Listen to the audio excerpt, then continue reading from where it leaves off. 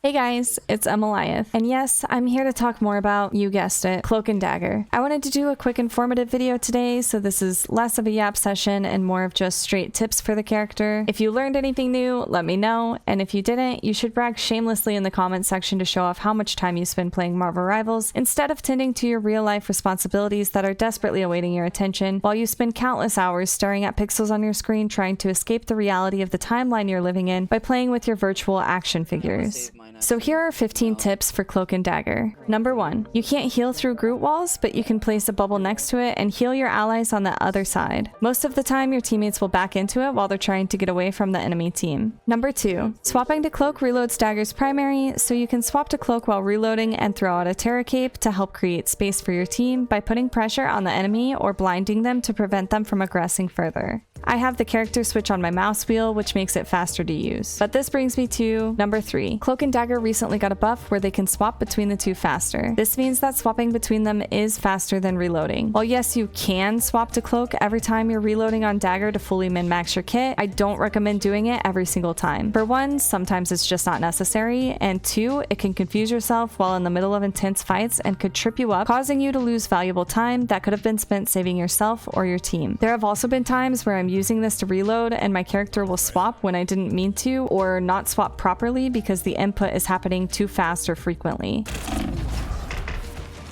No, I pressed right click and it swapped me instead of right clicking. I don't know if this is due to lag, my mouse, or what, but you get the idea. There's no reason to swap to reload for every or even a majority of your reloads. It's just creating more things for you to do. Number 4. If you found yourself trapped in Groot ult without your own ultimate ready, stay on Dagger. Dagger has an AoE to her heals, so when you stay on Dagger and heal your teammates, you're actively healing yourself and the ult along with all your allies caught. Bonus if you can manage to get a bubble or light veil out. Number 5. For most flankers, there's a rotation for your abilities to increase your chances of survival or even killing the flanker if it's not a tank. First, as soon as you realize there's a flank coming for you, throw down bubble to survive the initial engagement. Then you can swap to Cloak and Terra Cape while trying to burst them down while still getting heals from your bubble. If you don't kill them, these two things will at least usually make the flanker run away or become disoriented, allowing you to recover. Again, this is for most flankers, but doesn't apply to all. Number 6. If you're being flanked by someone like Black Panther or Magic who have a specific ability combo, you can use your Cloak Fade to disrupt this combo and give yourself a better vantage point on where they're coming from or trying to retreat to. If properly interrupted, it could leave them high and dry in your backline. My general advice versus a good Black Panther is to Cloak whenever you know he's dashing, because his one-shot combo is too fast to react to. Number 7. People have said they're amazed at my reaction time when it comes to Strange's ult, but my secret is I'm not reacting. I'm ult tracking. I'm always trying to pay attention to when he has ult, but if you do manage to lose track, Strange players make it very obvious when they're going to ult. If they're looming menacingly above your head or walking directly into your team,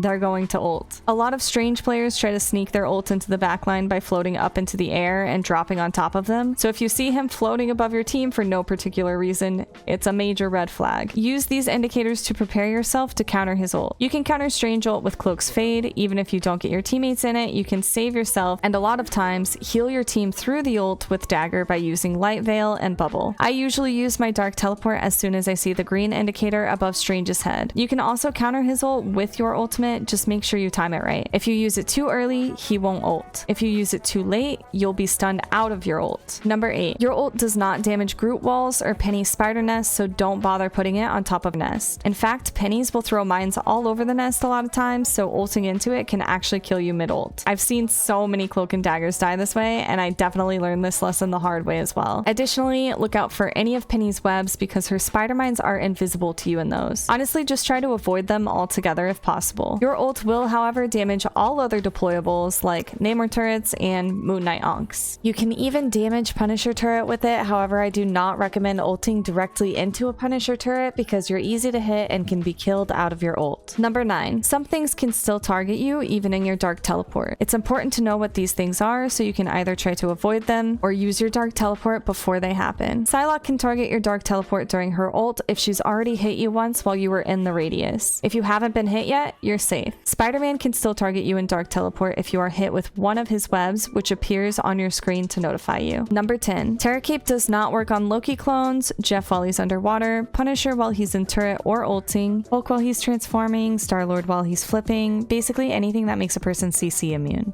And it can be blocked by shields. This includes Iron Fist block. They'll still take the small bit of initial damage, but there will not be any blinding effect, and they don't get hit with the vulnerability that causes them to take increased damage from incoming attacks. And a little tip for Terra Cape versus Loki clones is that you can actually use it to figure out where the real Loki is, because the purple won't appear on the clones since they're unaffected, but it will appear on Loki himself. Number 11. Ult tracking is really important on Cloak and Dagger, so you can try and properly time your dark teleportation. The easiest way to ult track is by using your own ult percentage in the first fights at the beginning of the match. If you have ult, the enemy team has probably built theirs too. After the first round of ults, you can start focusing your ult tracking on the specific characters you want to counter, like Iron Man or Strange, keeping in mind if they ulted before or after you used yours, and then using your ult percentage meter to time when they'll have their ults again. Number 12. Cloak's Fade can't cleanse Bucky's ultimate, meaning if you have the red marker on your health bar, you can't use Dark Teleport to get it to go away. However, you can use Dark Teleport before he lands on top of you to prevent his ult altogether. I'm not gonna lie, the timing on this one is really difficult because he can stay in the air for a while. Number 13. Cloak and Dagger can actually ult out of Groot's ultimate, so it's not a bad idea to save your ult for his because you'll immediately drop a mass heal on top of your teammates when you use yours. However, if it's being comboed with Moon Knight or sometimes even Namor, it can still kill you and your team, and no support ult will out heal these combos currently. So if you know the enemy team is running that, the best counter is to stay spread out when you know they have the ults, and keep yourself positioned further back or on high ground so you're harder to grab. If you need more help with positioning, go check out my positioning guide on my channel. Number 14. If you've run out of abilities while someone's attacking you, stay Dagger. You can heal yourself on the person attacking you, helping you to survive long enough to get help, recharge your abilities, or even kill them. This works really well as a last-ditch effort for flankers after you've gone through the flanker ability rotation that I talked about before. Number 15. There are several things you should just not ult directly into because they can still kill you through your ult. Moon Knight's ult, Spider-Mine's Punisher turret and ult, Hawkeye can straight up headshot you out of your ult, same with Namor, Warlock, Widow, and Bucky, Iron Man ult, Magneto ult, and Squirrel Girl ult. Honestly, I'm probably forgetting a few, but you get the point. Some of these things will only kill you if you take other incoming damage, but because it's such a low amount that you need to take before getting hit by them, it's basically a one-shot. They're all things I've died to before while ulting. I really don't want to talk about it. The best way to counter dying to most of these things mid-ult is by ulting from above where the incoming damage would come from, or going at more of an angle and zigzagging your ult away from the incoming damage. Also, with this newest update, Cloak and Dagger got a change to their ultimate that makes the movement faster, making it harder for Magneto to hit.